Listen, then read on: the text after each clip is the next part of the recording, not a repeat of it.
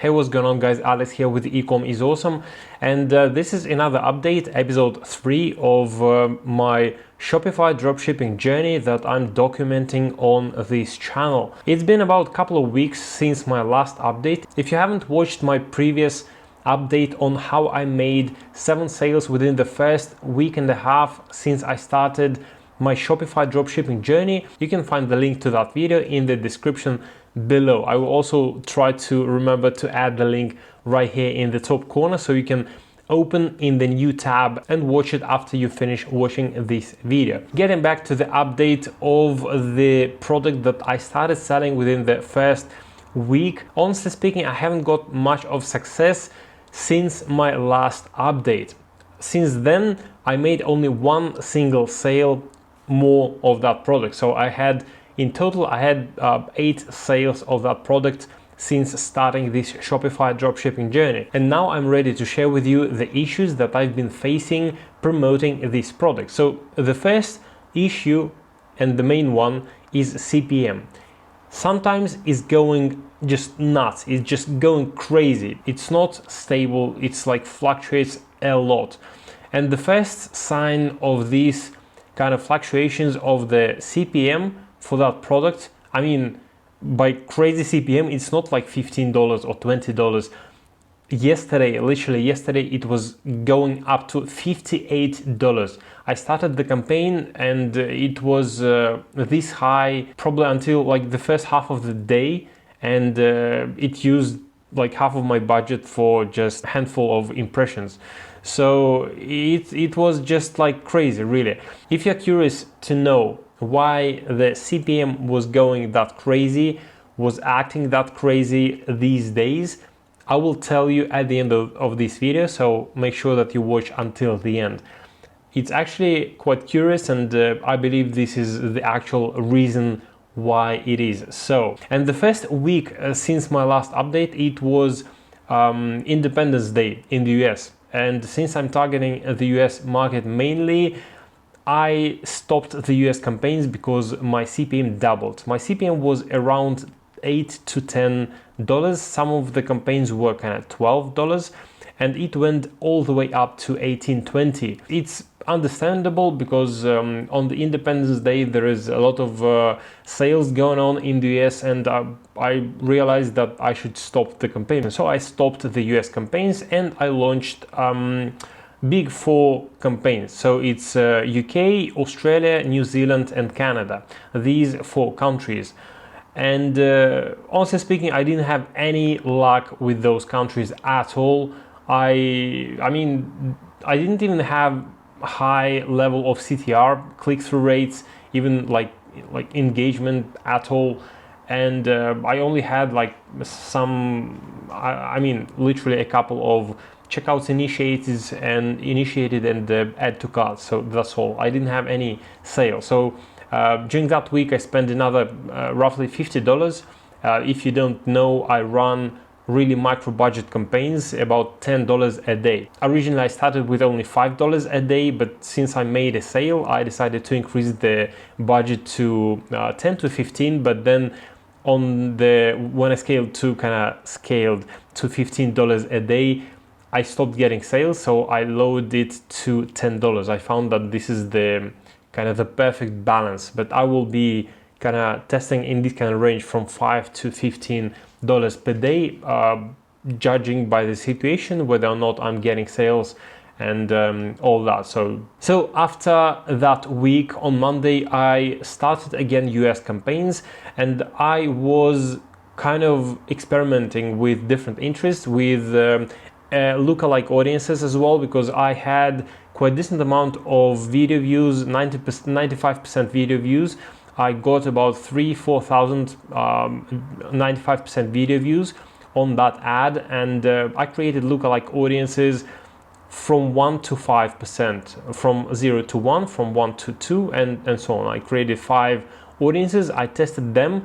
No luck at all, because I don't know, for some reason people were engaging but they were not shopping. They were kind of visiting my website but they were not converting into sales. So I stopped that. But you know, these audiences probably were not kind of high quality, because the majority of those 95% views I got by promoting this product to the countries that don't buy that well, because they're not kind of top countries of the world, and those generated the majority of the views, and the quality of the traffic are not exactly buyers. And lookalike audience is basically based on that audience. If they were not buyers originally, then lookalike audience will not be buyers originally as well. So I guess if I was generating those 95% views purely from the US, for example, or at least from big 5 English-speaking countries,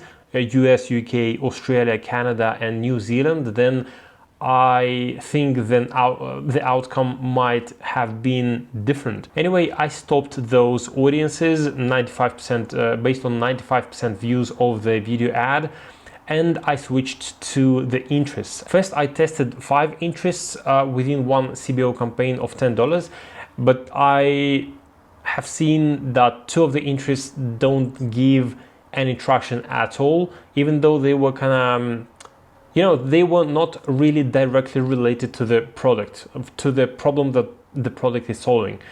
And then I kept only 3 interests that were showing the majority, kind of the best numbers in terms of CTR all, CTR link, engagement, and all that.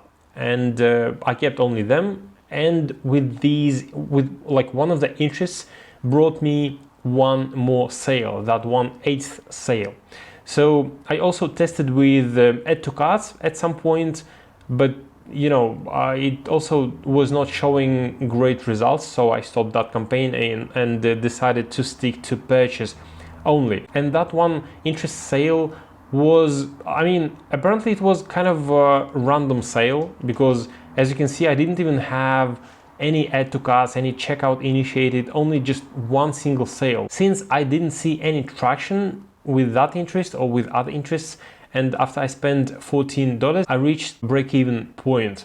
Right here, I decided to stop this campaign and create another campaign based on interests as well, including that interest that brought me the sale, and I added another interest that was bringing me the majority of sales, and I also added 1 more audience that is lookalike audience, 1% lookalike audience based on view content, because I got about 500 view contents already, and I created lookalike audience, 1% lookalike audience based on that data.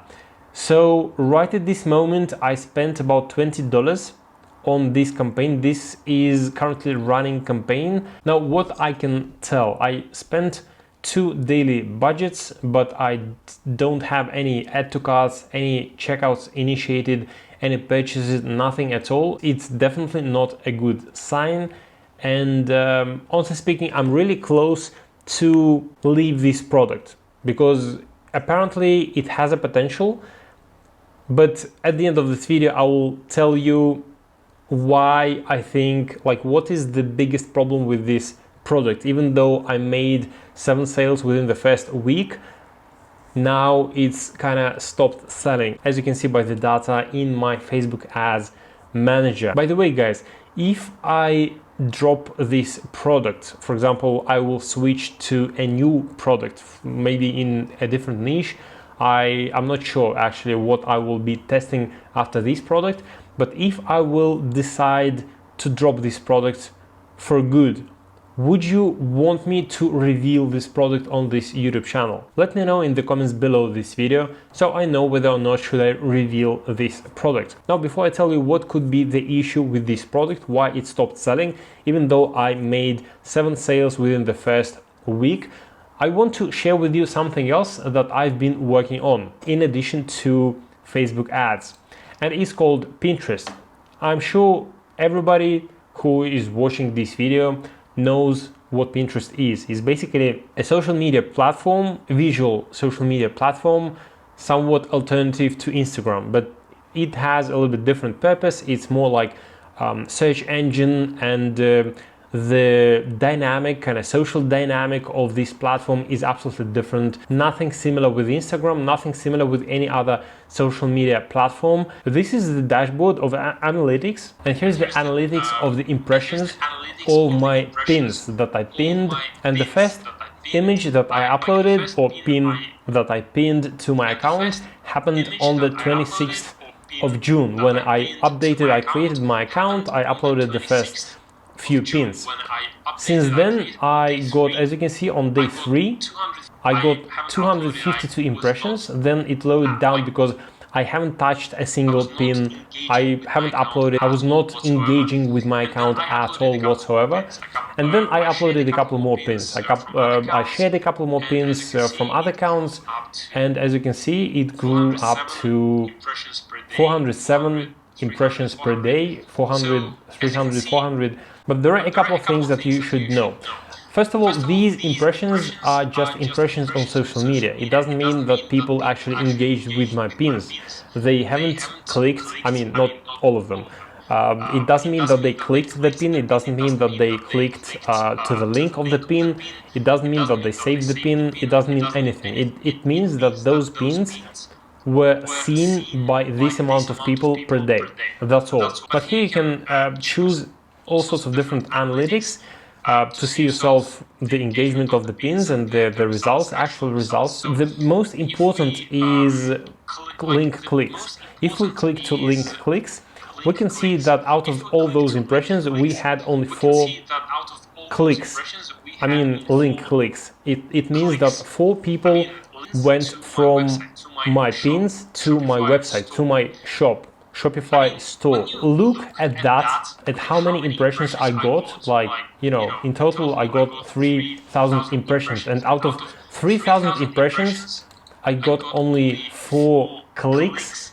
It doesn't sound really promising, to be honest. And when I was trying to kind of analyzing and trying to imagine myself promoting and developing my Pinterest account, promoting my Shopify store on Pinterest, looking at this data, I was not really sure whether or not I should continue. But having said all that, let's have a look how many pins I pinned to get those 4 clicks. These are my actual products that I uploaded to my Shopify store. My Shopify store is a general store, so the products that I'm promoting right now with Facebook ads, it's not listed in these pins, so don't worry about it.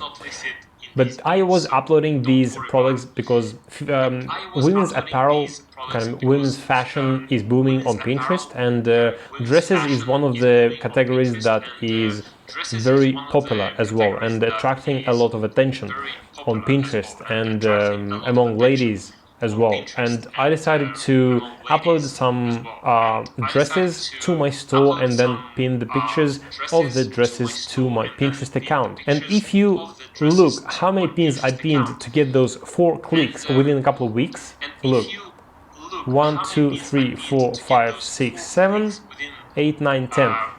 10 pins. I made only 10 pins to my Pinterest account. I have only 3 boards on my Pinterest account. Actually 2 boards. One board for somebody else's pins, and the second board is from my Shopify store pins only, from my Shopify store products. And imagine that I did this within, I don't know, it can be done within half an hour. Now guys, as promised, I want to share with you my thoughts on why the product that I started selling within the first week stopped selling. Well, first of all, this could not be a winner. Maybe I just happened so that the Facebook kind of found a pocket of people or a bucket of audience that were really keen on this product and they just bought it. That could be the thing. So I might need way bigger budget to keep looking for the perfect audience for this product and give more data to Facebook. But the second and the main reason why I believe that this product stopped selling is that it became oversaturated all of a sudden. And let me explain you why. When I started selling that product, there were only like a handful of videos on Facebook related to that product. So when I searched that product, when I was doing the investigation, like product research, market analysis, I've seen only really a few videos for that product.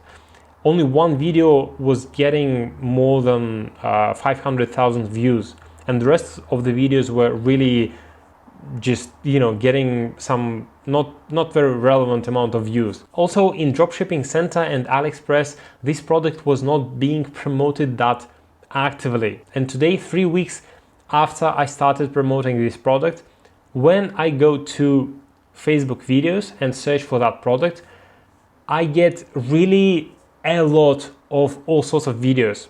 And there are a lot of branded stores where they create one product stores using this product as well. And my guess is that the market got inflated by the dropshippers that decided all of a sudden to promote this particular product, because this product is actually very appealing. It's like almost the perfect product one can promote on their Shopify dropshipping store with Facebook ads, because it's appealing. There are video ads as well, like video materials that people can take and then create their own videos.